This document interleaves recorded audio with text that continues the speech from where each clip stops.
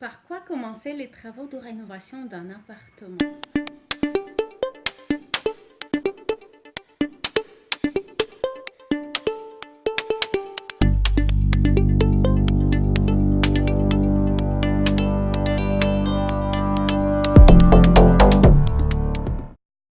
Bonjour, comment allez-vous? Aujourd'hui encore, je voudrais tenter de répondre à une question fréquemment posée sur le blog.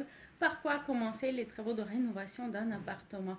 Et vous savez quoi? J'ai envie de vous dire que ce qu'on trouve sur Internet est souvent un petit peu incomplet. C'est-à-dire que quand on tape sur Google par quoi commencer les travaux de rénovation d'un appartement, on tombe sur des réponses du style. On commence par la démolition, ensuite on va mettre en état la structure en cas de besoin.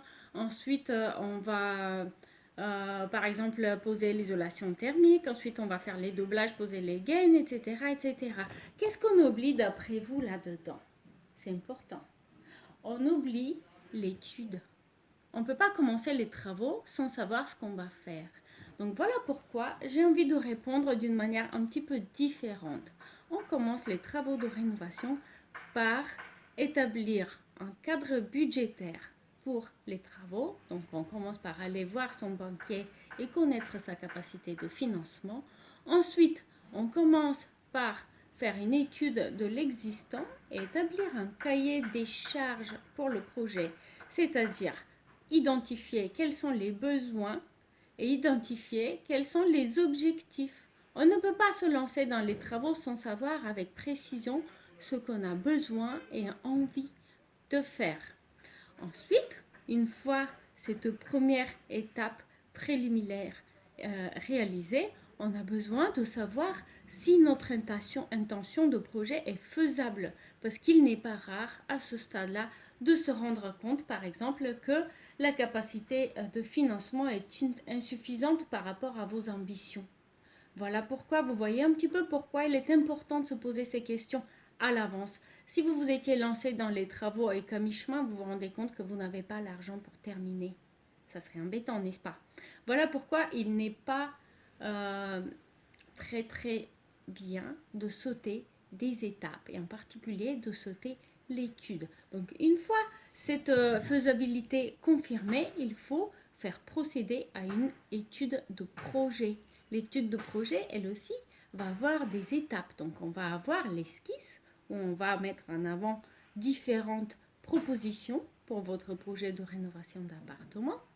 L'avant-projet, qu'il va aller un petit peu plus loin sur l'esquisse qui vous a plu et que vous avez choisi.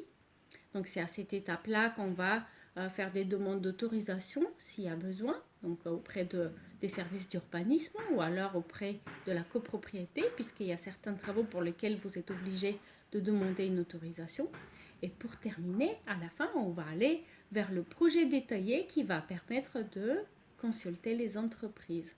Donc, si vous voulez avoir des chiffrages qui sont fiables et qui sont bien réalisés, faciles à comparer, eh ben, il est conseillé d'avoir un très bon projet bien ficelé et qui décrit avec précision ce que vous voulez faire et comment vous voulez que ça soit fait. Donc, on ne se lance pas dans les travaux à l'aveuglette. On ne commence pas les travaux de rénovation d'un appartement par la démolition ou par retirer les revêtements. Non, non, non. On commence par savoir ce qu'on veut faire, par savoir combien ça va coûter, par faire une étude et par la capacité d'expliquer avec des plans et avec des textes ou alors enfin n'importe comment, mais expliquer clairement, idéalement avec des dessins et avec des calculs aux entreprises ce que vous voulez faire. Voilà comment on mène à bien un projet de rénovation. J'espère que cette vidéo vous a été utile, j'espère qu'elle vous a plu. Si c'est le cas, donnez-moi un petit coup de pouce, abonnez-vous à la chaîne et puis j'espère vous retrouver très prochainement. Merci beaucoup. Au revoir et à bientôt.